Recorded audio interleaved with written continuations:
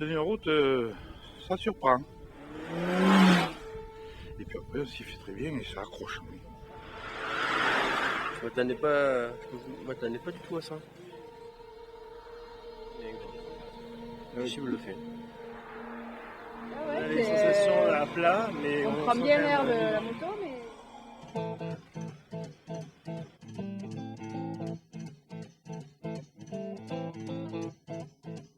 Rumors spreading round in that Texas town about the shack outside the game.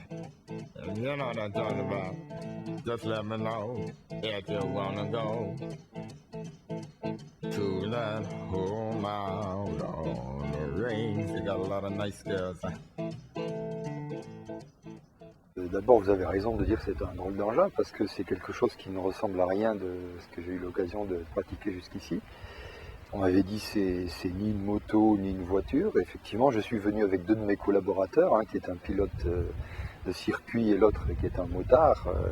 Et tous les deux reconnaissent qu'effectivement, ça ressemble à rien, que c'est quelque chose de complètement différent. Bien que ce soit un prototype dont on ressent un certain nombre de petits défauts, en particulier au niveau de la direction qui est un petit peu dure et au niveau du freinage qui est un petit peu insuffisant, on est complètement stupéfait par la tenue de route. On a l'impression que c'est un véhicule qui est absolument irretournable.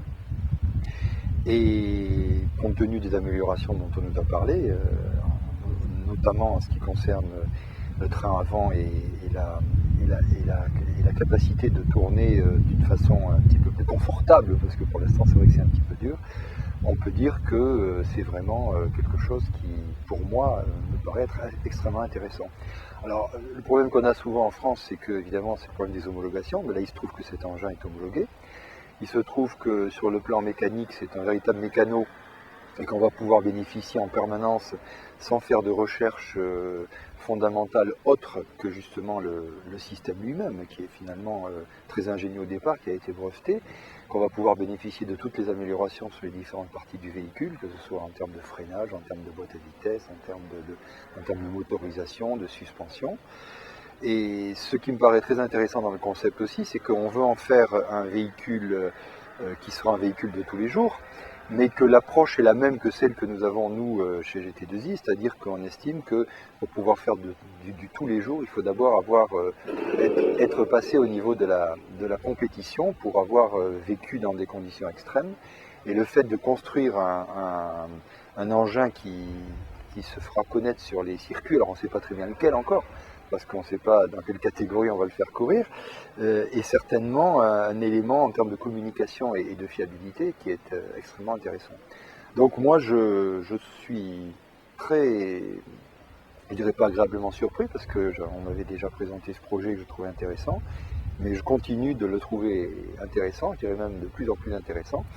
Et en tant que responsable, en tant que leader français dans le domaine des pièces et accessoires pour la mécanique automobile, en particulier dans la partie compétition, mais aussi dans le quad et dans les véhicules historiques, je trouve que c'est un créneau qui m'intéresse beaucoup et je pense que nous aurons une collaboration qui reste évidemment à déterminer. La voie centrale de droite toujours, parce qu'en fait quand on est au milieu, on a les roues, on fait 1,80 m de large.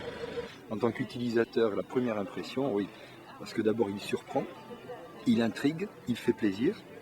Je crois que ça fait partie des éléments du succès. Et on sait qu'il est monté par des gens qui ne sont pas des rigolos, qui ne sont pas des farfelus, aussi bien en termes de mécanique. Bon, on a des gens qui sont des designers, on a des gens qui sont des gens de bureau d'études, on a des gens qui ont travaillé dans la course automobile sur des circuits. J'ai travaillé pour Citroën Sport, pour les véhicules Paris-Dakar, donc la ZX.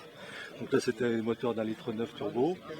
Et d'abord j'ai commencé, c'était pour Snowbeck dans le Super Tourisme, sur la Mercedes 90 Super Tourisme. Donc là j'étais responsable du développement du moteur au bord. Et on a des financiers qui font attention qu'on ne rêve pas trop. Moi je pense que là il y a les ingrédients pour réussir, même si au départ on est toujours un petit peu méfiant face à un projet qui peut apparaître comme un petit peu farfelu. Quand on plonge dans le détail, quand on voit les gens qui s'en occupent, quand on voit déjà les progrès qui ont été faits, parce que ce véhicule a quand même roulé 40 000 km, que déjà on a pu identifier les endroits de forte amélioration et que sur le plan de la logique, moi j'en ai parlé un petit peu avec mes techniciens, elles paraissent tout à fait bien comprises et déterminées, avec des solutions en préparation qui paraissent effectivement correspondre aux besoins. Moi je pense qu'effectivement il y a tous les ingrédients. Donc je souhaite bon vent et ça m'intéresserait, je pense, de monter dans le bateau. Voilà. Cette journée nous a permis de confirmer notre détermination auprès des fournisseurs et des partenaires présents. Dans 58 semaines, à partir du mois de janvier, nous fournirons dans les concessions le premier tricycle motorisé français. Ah bon, faut rire.